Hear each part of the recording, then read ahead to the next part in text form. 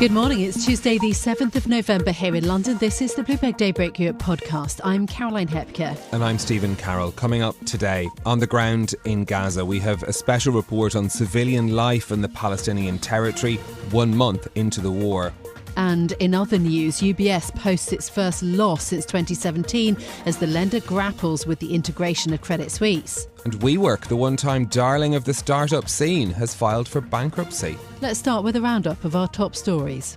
UBS has reported its first quarterly loss since 2017 as pre-tax profits from its wealth, asset management and investment banking divisions came in lower than expected.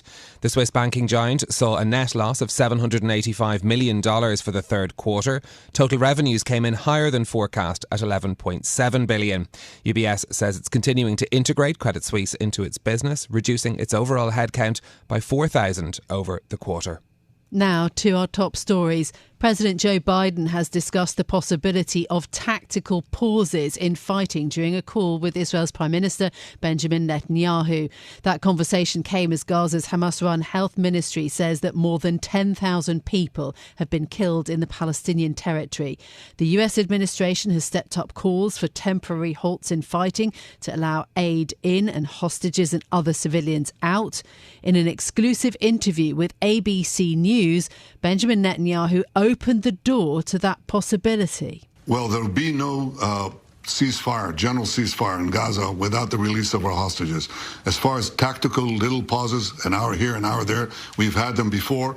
I suppose we'll check the circumstances in order to enable humanitarian goods to come in, or our hostages, individual hostages to leave. But I don't think there's going to be a general ceasefire.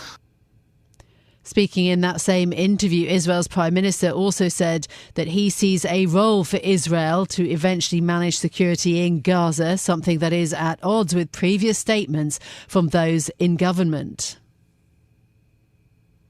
I think Israel will, for an indefinite period, will have the overall security responsibility, because we've seen what happens when we don't have it. When we don't have that security responsibility, what we have is the eruption of Hamas terror on a scale that we couldn't imagine.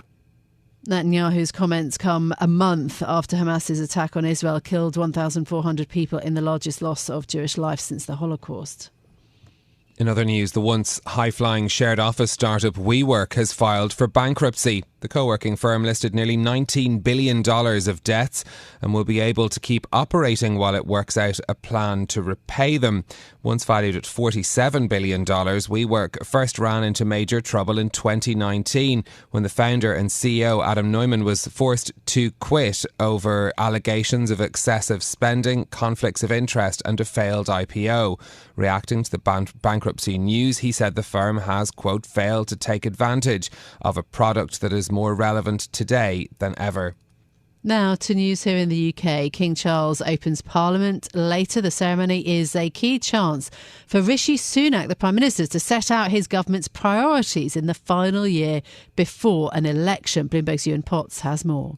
Behind the pageantry, there is plenty of politics at play. Rishi Sunak is some 20 points down in most opinion polls, with an election likely just a year away. Today's King's speech, setting out the government's legislative agenda, will see measures on crime, energy and housing as the Prime Minister seeks to define his pitch to the electorate. On energy, the government wants to deregulate North Sea oil and gas extraction to reduce dependence on hostile states, a move which adds a clear dividing line with Labour, but also controversy with Green groups. In London, I'm Ewan Potts, Bloomberg Radio. The Bank of England's chief economist Hugh Pill says UK inflation will soon fall in line with the rest of the world. Britain has been an outlier with a faster pace of price rises than most of the G7. Markets are speculating about coming rate cuts with the central bank's bleak outlook for economic growth. Bloomberg Economics says the UK is probably already in a recession. Now, sources tell Bloomberg that SpaceX is on track to book revenues of about $9 billion this year across its rocket launch and Starlink businesses.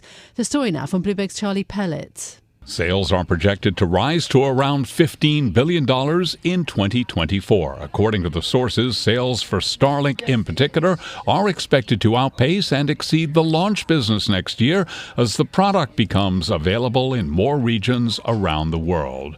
The sources say Starlink will then represent the majority of SpaceX revenue. The numbers represent a rare look into the finances of the Elon Musk-led company, which sells commercial space on its reusable rockets, as well as internet beamed down from a constellation of satellites. In New York, Charlie Pellet, Bloomberg Radio. Goldman Sachs is boosting pay incentives for its asset management teams. Rainmakers can now receive up to half the money set aside for good returns, up from a third. The changes at the bank come as the firm has lost talent to rivals with a second year of dismal profits. Well, it's been a month now since the Hamas attack on Israel, which has started this war in which now we know more than 11,000 people between the deaths in Gaza and in Israel have died since that attack. It's of course been a time when it's upended relations in the Middle East. We've seen huge diplomatic ructions. The US Secretary of State Antony Blinken only making yet another tour of the Middle East yesterday as well. It's a story that's dominated our programming, so many conversations in the past month as well. We do have some special reporting today to bring you, and this is from Gaza, where the Hamas-run health ministry says more than 10,000 people have been killed. Electricity supplies have been cut. We know there's been warnings from the likes of the UN of the severe shortages of food and water. Very little aid is arriving into Gaza from the outside. Very few people have been able to get out since the 7th of October. Our reporter, Faris Akram, has been in regular contact with people throughout the Gaza Strip, and he told me what the situation is like there now from the people that he's been speaking to. The situation is going from bad to worse. This is what the people tell me. The electricity has been cut. Now people not only find electricity, but they hardly keep their mobile phones with some sort of battery. They give their mobile phones to anybody who has like a solar panel in order to charge their mobile phones. They are struggling to get water. Many people are thirsty in Gaza because they can't find drinking water, and they have to use the unsafe, the saline and contaminated water. Life is getting hard. In Rafah town in the south of Gaza Strip, people are struggling to get bread. A friend of mine told me, I have been looking for 2 kilograms of flour to make bread, and I can't find in the whole city, let alone the fears and horror from the unexpected airstrikes where all your calculations go wrong when you are trying to go for safety. You don't know where the bombs fall. You don't know what's the next target. You don't know where the Israeli army is going to strike. And people are also afraid about their future, their health, their well-being. And they are scared and terrified by the loss of people they know. Are you still in contact with anyone in the north of Gaza, in the Gaza City area? What have they told you about the situation there? Communicating with people in those areas is especially hard because the internet services are disrupted, and the mobile services too. But from time to time, I managed to get in contact with a friend of mine who is sheltering with his family at Al Shifa Hospital. He says every day the situation is going from bad to worse. I asked him how. He says, at the beginning, I used to charge my mobile phone on a daily basis. Now I stay for hours and for days sometimes with my mobile out of service because the battery has died. And more important there is that there is no way to escape. He had already escaped his home and was taking shelter at Al Shifa Hospital. Now Israel is striking around the hospital, and they want the people to leave the hospital, but they don't know where to go. There are no vehicles, no cars, and it's getting scary every hour even. How are people feeling that you speak to? I imagine they're frightened by what's happening. Are they angry? It's mixed feelings of fear and anger. Fear because they expect they will die. Some people told me we keep our clothes on, especially women. They said that we keep our headscarves on. So in case the house gets struck, we will be covered already when rescuers come. Some people wrote their names on their body parts, on their arms or legs, so they can be identified once they are rescued from the rubble if the house that they are sheltering in gets struck. And they are also afraid of future illnesses because they eat unhealthy food because there is no fresh food, no produce, so they eat canned food and they drink unsafe water. They are also sad by the loss of some family members. Everybody in Gaza has suffered from this war. Some people lost close family members. Many people get their houses destroyed or damaged. As we know, almost half of Gaza Strip's houses were either destroyed or damaged. Given the scale of destruction, people don't think Gaza will be inhabitable if the blockade remains in place when and after the war is over. And they are also afraid about plans to transfer the population to Sinai in Egypt and repeat the suffering and exodus experienced and suffered by their ancestors. Do people have any hope as to how this may end? As far as I can tell from speaking to people, every day the hope they had is dwindling. When you talk about people being angry, is that anger at Israel alone? Do people speak openly and are they openly critical of Hamas as well? People blame Israel and they blame Hamas too.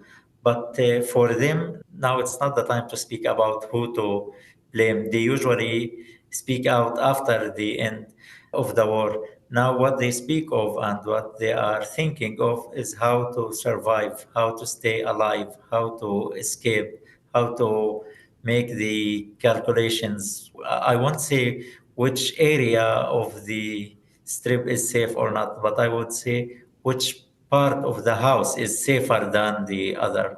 Do we have to shelter in the kitchen or in the living room? Do we have to stay in the stairway or just outside the house to spare ourselves the rubble if the house collapses? These are the questions people are thinking about. They are too preoccupied with their struggle to survive. But when the war is over, it will be time to speak of blame and responsibility. And from previous rounds of wars, people blamed Israel, and some people also whispered their blame of Hamas for risking the lives of people in Gaza or for not taking enough measures to ensure the protection of the population, for not warning the population in advance, and for firing rockets sometimes without a reason. That's our reporter Faris Akram, a long-time correspondent in Gaza, now based in Canada, but has been, as we've been saying, frequently in contact, of course, with people around the Gaza Strip and has brought us that piece of reporting this morning. Now, Israel's military has said that it has exchanged fire with Hamas and Hezbollah after Israeli forces have advanced to encircle Gaza City. Also, you heard the Israeli Prime Minister saying that he sees a role for Israel in managing security in Gaza after the fighting has ended. Joining us now is our EMEA News Director, Rosalind Matheson, to discuss this.